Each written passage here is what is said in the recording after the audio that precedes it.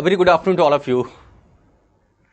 Welcome to this session of Pre-Connect, and from today onwards we are starting with Polity's sessions, that is some of the issues which are important in polity from the point of view of this year's examination. And as usual, we will be going through the same pattern as we have been doing. So let me introduce myself. This is Talib, and today we are going to start with one of the most important topics with reference to this concept of polity, that is amendment and majority. If you talk about the Constitution of India, I hope you guys are aware that the Constitution of India is known as a rigid as well as a flexible constitution. That is, it is a blend of rigidity and flexibility. When you talk about the concept of rigidity and flexibility, automatically the concept associated with how the Constitution of India can be amended comes into existence. And when we talk about the amendment to the Constitution of India, various articles automatically comes into existence, like Article 368 of Indian Constitution, like Article 249 of Indian Constitution, like 312, like many more. So let us see some of the questions which have been asked in examination from this section, and how are we going to cover this section with reference to this year's prelims examination. See, if you talk about this section, amendments and majority, there should be certain things in mind. Like if you talk about there has been an issue with reference to 6th schedule of the Constitution of India. Ladakh on a regular basis is demanding for inclusion in 6th schedule. So a question comes into existence automatically from this issue, that how can an area be included in 6th schedule of the Constitution? Which type of amendment or majority is required with reference to including any area under 6th schedule? Again, if you talk about union territories, which type of amendment is required for creation of union territories? In the same manner, GST was formed, so which type of amendment was required in the creation of GST, and so on. UPSC has been asking certain questions from this section on a regular basis. Let me show you some of the questions which have been asked from this section, and then we will move to the subsequent. So let's see the first question. The Constitution of India can be amended through simple majority of the Parliament, special majority of the Parliament, special majority of the Parliament, and ratification of half of the state legislature. Select the correct answer using the code given below. Now, when you talk about the amendment to the Constitution of India, you have to understand that we can amend the Constitution of India through various methods. Like we can amend the Constitution with reference to Article 368 of Indian Constitution. Again, we can also amend the Constitution with reference to any simple majority. We have to see that which section are we talking about, and on the basis of that very information, we have been seeing this concept. So let us start with this concept again. The Constitution of India can be amended through which among the following? The answer would be, we can amend the Constitution by simple majority of the Parliament, by special majority also, and by special majority and ratification of a state legislature. The point is, we have to understand certain concepts associated with this amendment of the Constitution. We can amend the Constitution by simple majority, but we have to understand that such amendments are such amendments included in the concept of constitutional amendment, or do we call this constitutional amendment only amendment under Article 368? What are the types under Article 368? Like if you talk about Article 368, you will see that it also gives us two different types of amendments. Again, if you move forward, then automatically one extra concept comes attached to this concept, that is, what are the conditions with reference to impeachment of president? Let's see the second question associated with this. Anushtan, good afternoon. Pooja, good afternoon. Aditi, good afternoon.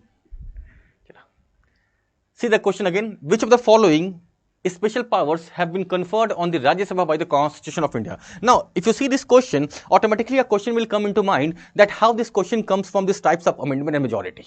However, when you go through these types of amendment and majority, you will, we will automatically see that there are basically some basic types of amendments and majority required in Parliament. If you talk about these basic types, let me explain the concept. Like we have the concept of simple majority, and we have the concept of special majority. Now, when you come under this concept of simple majority, you will see that this can also be of various types, like simple majority.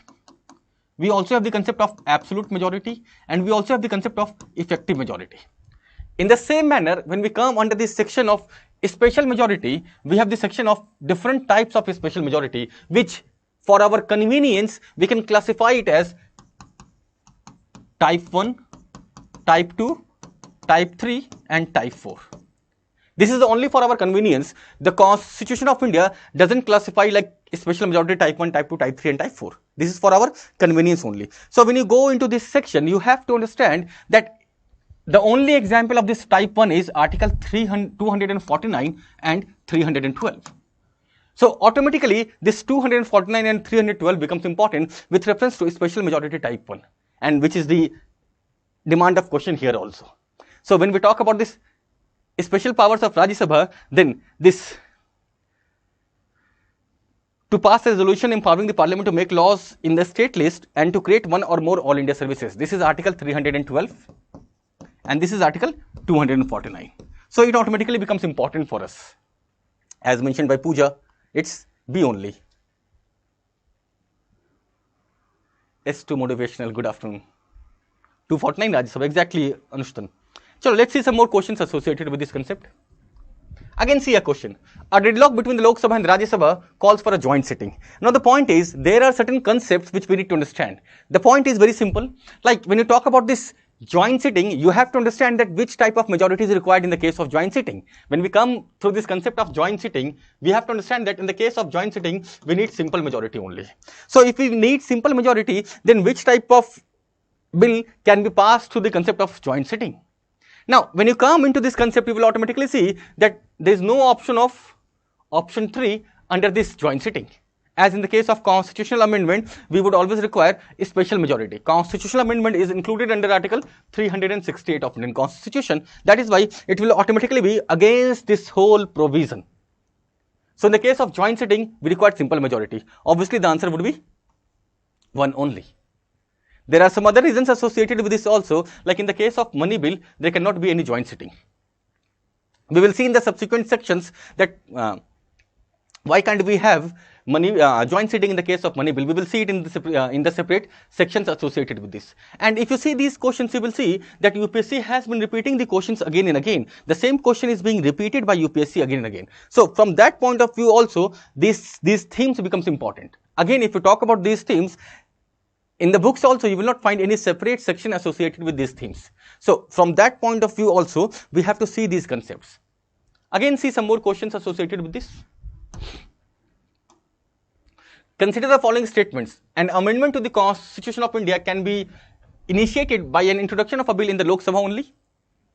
If constitutional amendment seeks to make changes in the federal character of the Constitution, the amendment also requires to be ratified by the legislature of all the states of India.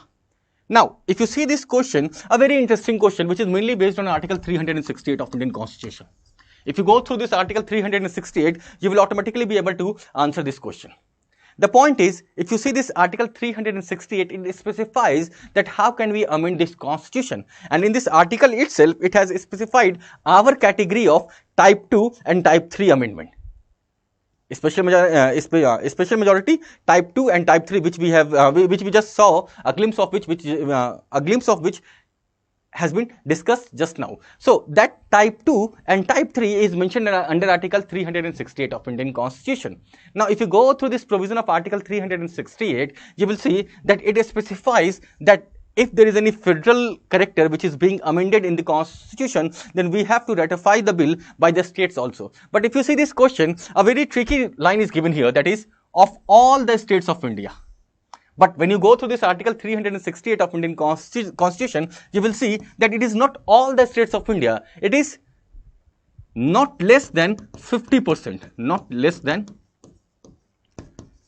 50% of the state legislature. And mark one more point here, that all the UTs which have legislature are also included into this. For example, if you talk about Delhi, so Delhi is Union Territory, National Capital Territory of Delhi, you will see that Delhi will also be included as a state under this.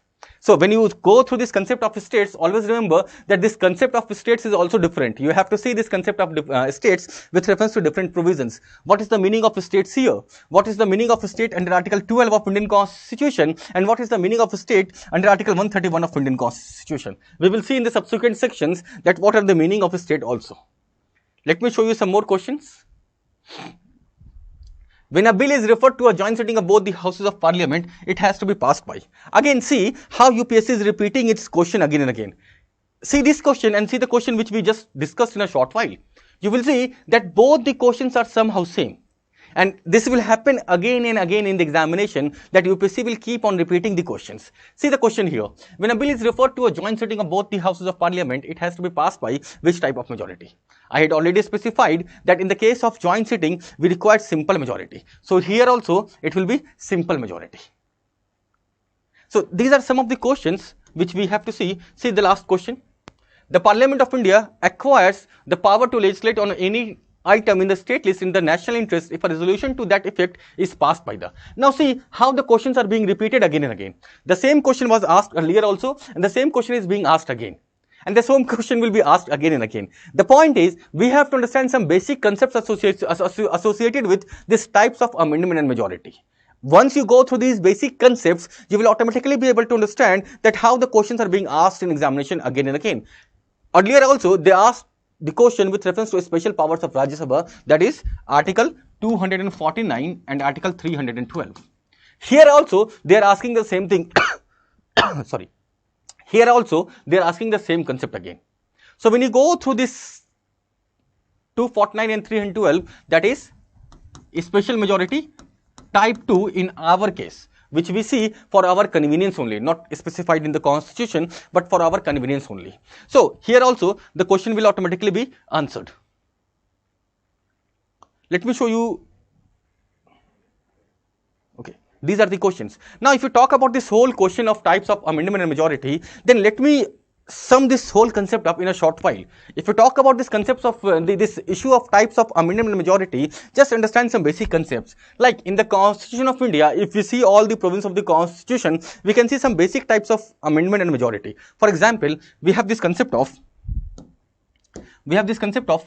simple majority at first. Concept of simple majority. Now, if we see this concept of simple majority, then we can see various types of this simple majority also. Like, we can see the first thing is simple majority. We can also see this concept of absolute majority. And we can also see the concept of effective majority. Again, if we move forward to this concept of special majority, we can see various sections of special majority also. If we see this concept of special majority, we can see certain types of special majority like type 1, like the concept of type 2, the concept of type 3, and the concept of type 4. So, when we talk about these types of amendment and majority, we can see certain basic types of amendment and majority. If we talk about this concept of amendments and majority, just let me sum this whole concept up in a short while.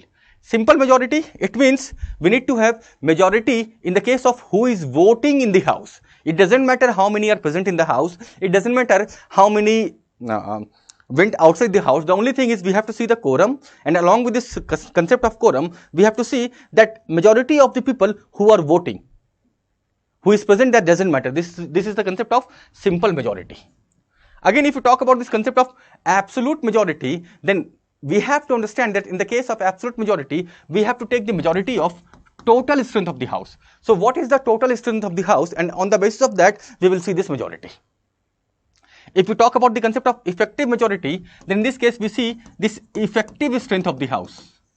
And if we talk about this effective strength, it simply means total strength minus vacancy. Total strength minus vacancy gives us the concept of effective majority. Again, if we move forward to the concept of special majority, just remember one thing, that in these cases of simple majority, we need more than 50%. But in the case of special majority, we need not less than 2/3. This is the basic difference between these two. Not less than 2/3. So, in the case of simple majority, more than 50%. In the case of special majority, not less than 2/3. This is the basic difference between simple majority and special majority. So, if you talk about the concept of special majority, in the first case, that is in this case of type 1, it is just like simple majority. The only difference is here we are requiring more than 50% and here we will require not less than 2/3. This is the basic concept. If we talk about this special majority type 2, the concept is very simple. That is, it will include these two concepts together. That is simple majority and absolute majority, these two concepts together. Together in the sense that always remember that this absolute majority is not used anywhere independently. When we talk about this special majority type 2, here we use this absolute majority. That is, this not less than 2/3 should not be less than absolute majority. This is the concept of special majority type 2. If we talk about this special majority type 3, the concept is also very simple.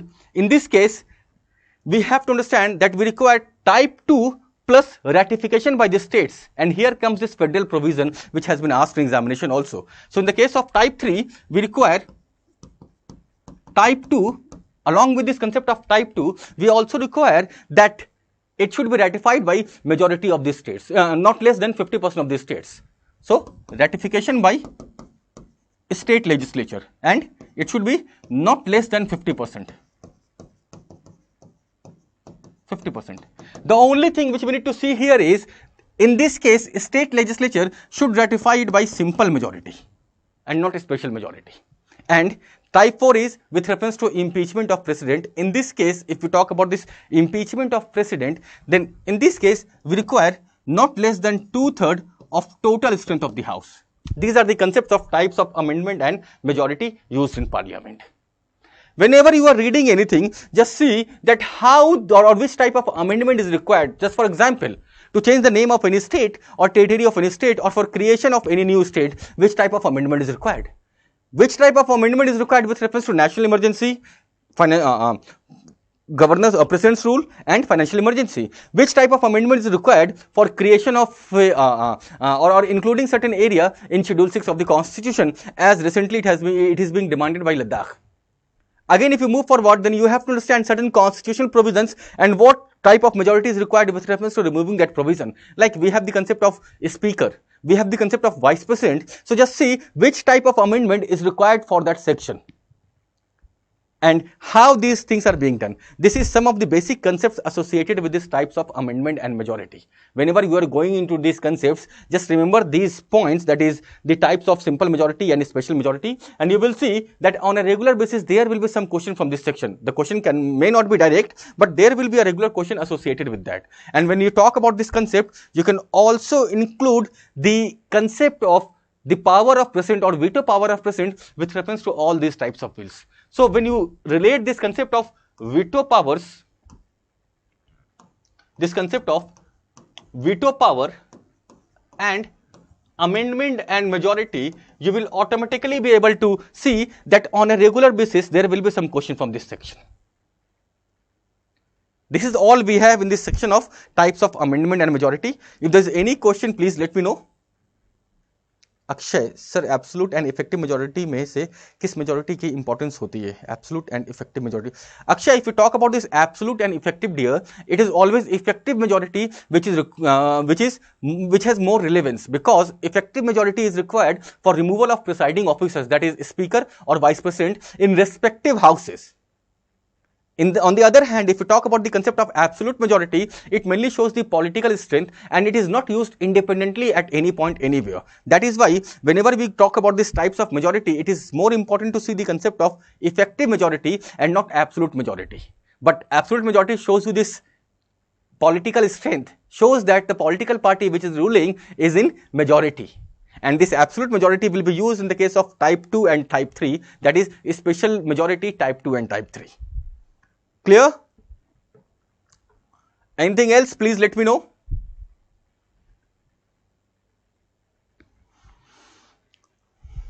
Anushtan, thank you dear. Do let me know. I hope you guys have my number also. So do let me know if there is anything with reference to this concept. Tomorrow also we will pick any other concept and we will see how this goes on. We will try to cover majority of the themes which are important for this year's prelims examination, and from where UPSC has been asking the questions again and again. Till then, everybody take care. Anushtan, I'll soon be in Bhopal, dear. Don't worry, I'll soon be in Bhopal. Very soon. Hopefully after Holi, I'll be in Bhopal. Take care. Thank you. Bye-bye.